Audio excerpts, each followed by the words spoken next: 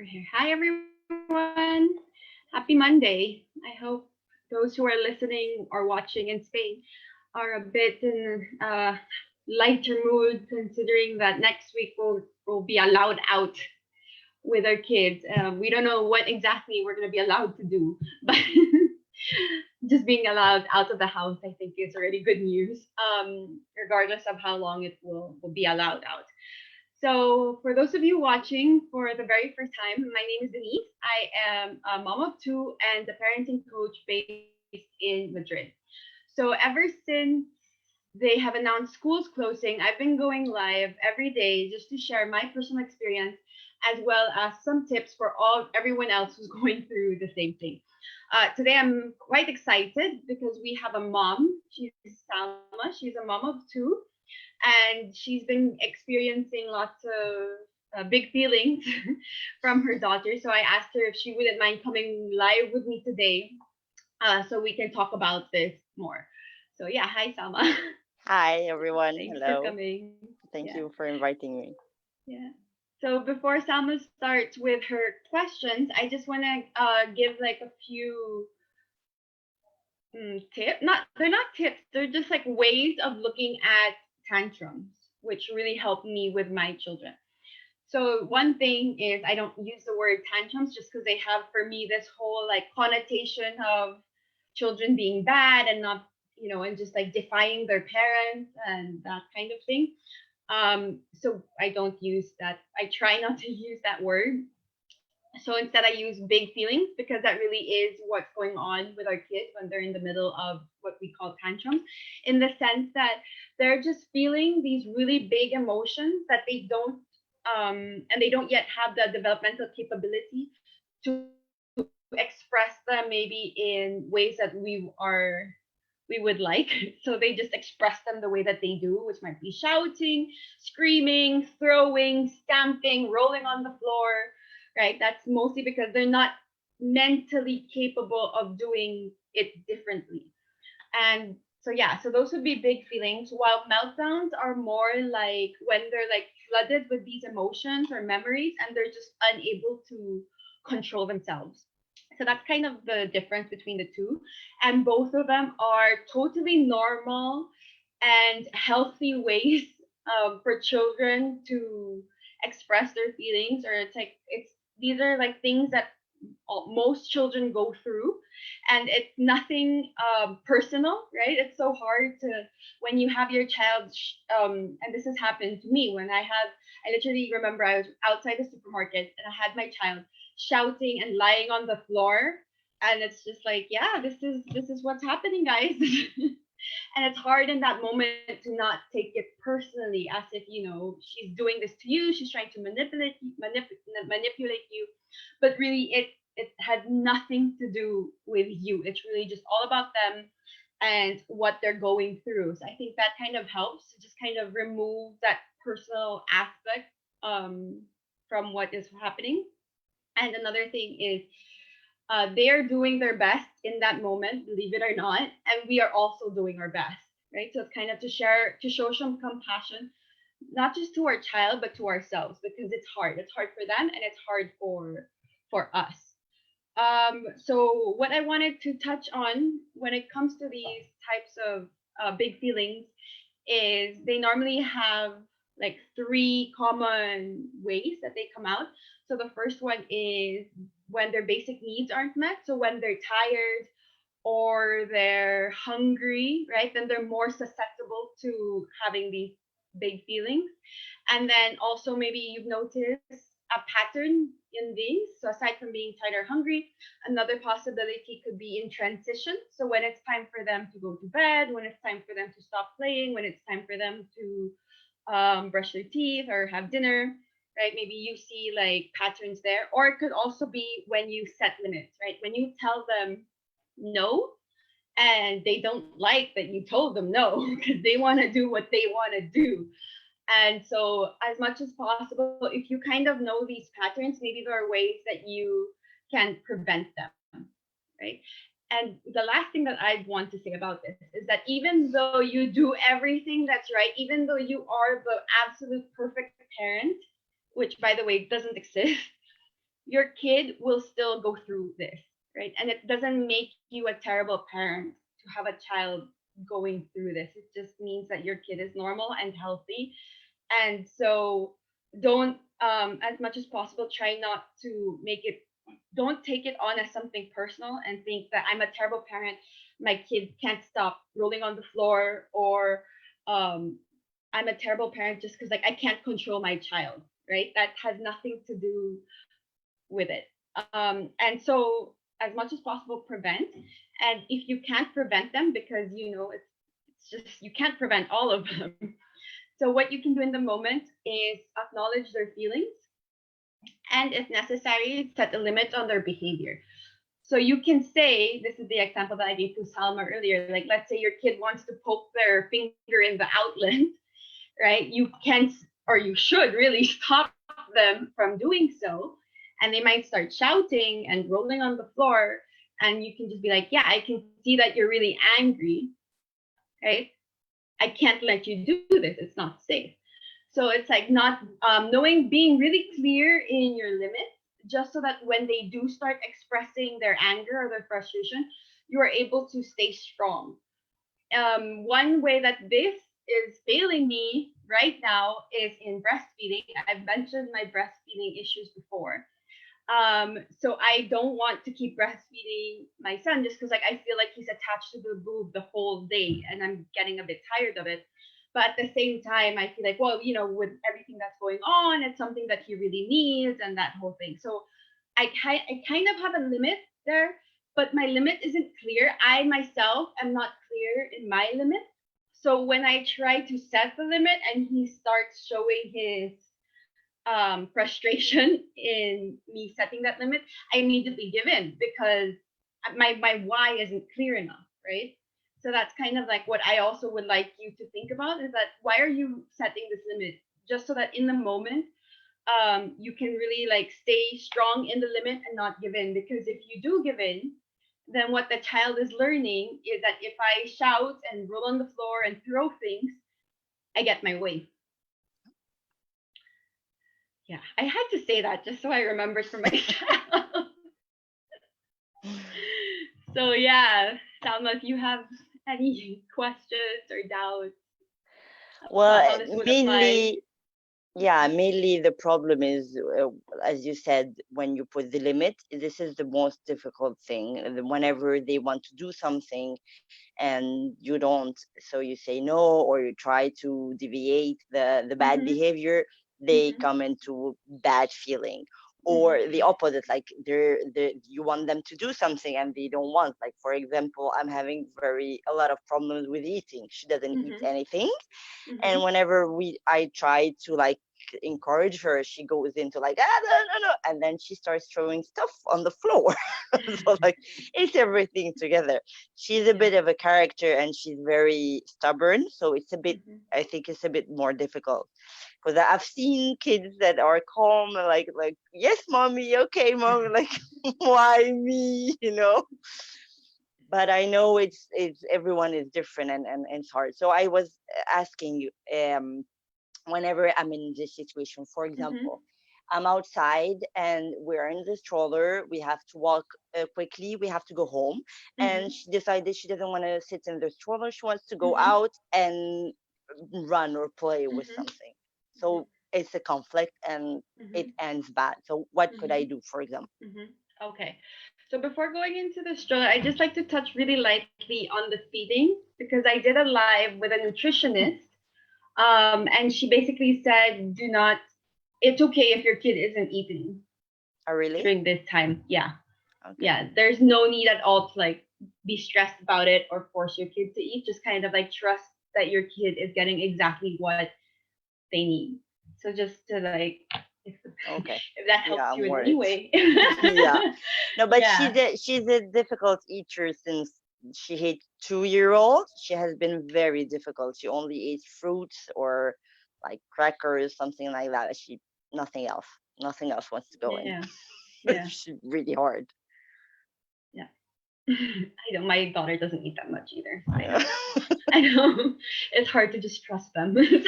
Yeah, I think it's the age. It's very hard. Mm. And then they don't like anything that is new or weird for them. So it's like they don't want to experience anything. They just eat whatever they are used to, Yeah. like normal. Like, so this is why she likes fruits because she knows it. So she's Yeah. familiar with it.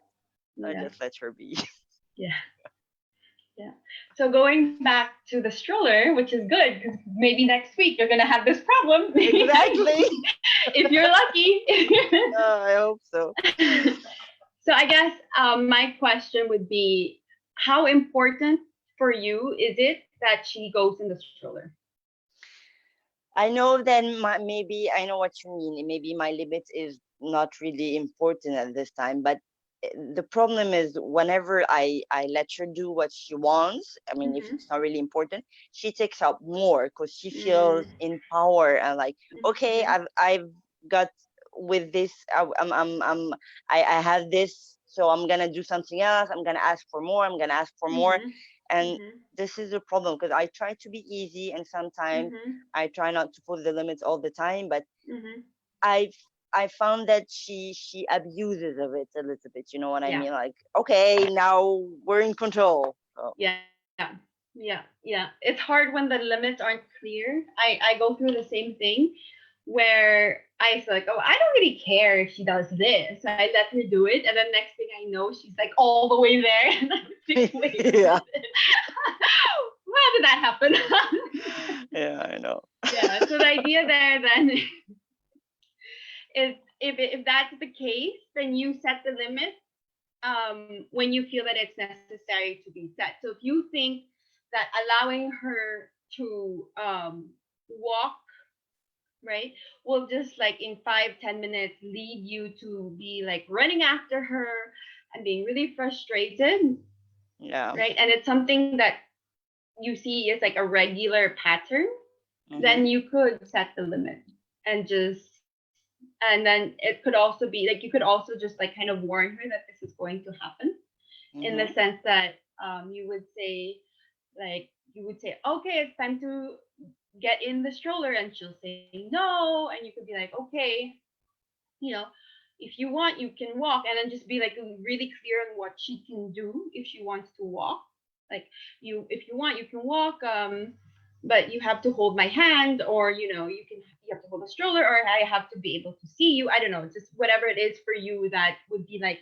the safe fence that she could stay in, and then Okay. tell her in advance. And if I see that you're not able to do that, right, then you'll have to go in the stroller. But what if she And throws one of her like big emotions mhm, mhm. It would, meltdown? yeah, it would depend on the moment. But if you've like set the limit, it's what I said earlier also about how you can acknowledge the emotions, but still be able to set the limit, in the sense that like depending on how she is, you can do, it's what Janet Lansbury, she's like one of my like parenting gurus. She calls, what's it called? Something momentum. So it's like you're if you have to, right? You do pick her up and you put her in the stroller and you buckle her in, but you do it in a way that like puts as little force as possible. Like you only really exert the force that you need to do the motion without um you know Yeah, I know. But so and what could I then say to her to calm her down from her yeah, extreme yeah. anger? Yeah. So I think that's another like mind shift that I would like to suggest, is the idea that we have to calm them down. Because I don't know about you, but when I'm angry and someone tells me to calm down, I get even more upset. I get Yeah, even I know. Me too. yeah. So it's more just, and so it's kind of like the magic is that when you're not trying to calm them down, and instead just acknowledging their feelings, then they actually will calm down. It's like how kids are so sensitive. They know when you have an agenda, and they Yeah. will fight you on that if they don't agree with it. Yeah. Yeah. So the idea would be more so picking her up and saying, yeah, how does she seem to you, right? And you can say like, you seem really angry, or you don't like being put in the stroller when you want to walk, or kind of just like acknowledge what she's going through, but still following through on your limit. It's like you give her that space that she needs to be herself, Yeah. and you give yourself the space that you need to stay calm, to stay basically, to So like actually just let her blow off the steam. It's okay. yeah, Okay. yeah, Okay. yeah. And eventually, like in this moment, also they'll know that, okay, if mom says I have to go in the stroller time, because you also have your own limits, and you can't be running after her, and for all Exactly. these Yeah. reasons, it's not safe or whatnot. But at the same time, she also feels that you understand her, that you see her, and that you know that she does not like it. Yeah. So I should But tell you're. her that I should tell her I understand that you're angry. I know you want to get out, but now it's time to go home, so you have to be in your stroller, for example. Okay. Exactly. Okay. Perfect. Yeah. That's good. Yeah. Do you have any other questions? Maybe we have time for like one more. I don't know what, for example, if I'm doing something and she's really into attention these Mhm. times, and Mhm. whenever I'm doing something important, like now I had to No. put her with my husband so I could talk. But for example, sometimes I'm working outside trying to do something, and whenever she feels that we're not giving her attention, she has to come and Mhm. for Mhm. be here and Mhm. like close Mhm. the computer, for example, and or Mhm. play with the paper. How Mhm. could I try to talk to her and like, mommy is Mhm. working now, we will play together later, now you have to, Mhm. but she doesn't really Mhm. listen and she wants to continue doing what she wants. Mhm. Mhm. Is there a way for you to play with her first and then work? Ah, oh, that's a good idea. I haven't thought about that. Yeah, that's what I do with my kids. Okay. Yeah. Yeah, it helps, because that way they feel more connected, so they're not as demanding for attention. Okay. Yeah, like. I was wondering if the talking and negotiating things, it gets better Mhm. with age, because sometimes I'm wondering if she understands fully what I'm telling her, Yeah. because I think this makes a lot of it, like she cannot express herself fully, and No. sometimes I think she doesn't understand me fully, so maybe this is making the Mhm. frustration as well. So does it change? It change with age, right? Yeah. Okay. Yeah. And you just have to keep doing it. Like my daughter is 4, and I was so shocked the other day. I was like, "Ooh, parenting win!" Well, because she wanted, we were painting, and she wanted to paint my paper because I paint better than her. So she grabbed my paper, and she ended up tearing it. So I was quite upset, I, and she was quite upset, and she was there, and she was just expressing her frustration and anger. And I was like, yeah, I can see that you think that you don't paint as well as I do. It's really frustrating for you, blah blah blah. And then after, she apologized wow, without nice. without me asking for an apology or saying anything, just saying like, yeah, I can see that this is how you feel. And then when she was like done expressing how she felt, she said sorry. So it will Wow. come. It will come. Okay. Because I feel such a bad mom, because I'm like always all the time all day long repeating everything, like saying no, you shouldn't do that, you have to Mhm. do this, you have to. Mhm. It's like it's not getting in. I don't Yeah. know. Yeah. I don't Yeah. know. It's Yeah. hard. Yeah. And it's also hard for them to keep hearing no. That's why Yeah, I sure. suggest, if you can, like, to write down a list of like what are, like, let's say a regular day, where are all the like frustration points, and then try to see how you can change them, so that instead of you saying no, it's you saying yes to a way that you're okay with. Okay, that's good. I'll Yeah. try that. Yeah. Yeah. Yeah. So if anyone else has any questions, just write them down in the comments. I always forget to look. And I don't ever know where to find it. So if you have any questions, just write it down in the comments and I'll get back to you. If you are interested in learning more about how this acknowledging their feelings while at the same time setting the limit looks like, I am doing a problem solving workshop on Sunday. It's a really fun workshop. We go through basically some of the things that I said today. What can you do to help your child during these moments? And at the same time, what can you do moving forward so that these moments stop happening. So during the workshop, we look at what you can do to acknowledge your feelings, and then we look at the 5 problem-solving steps.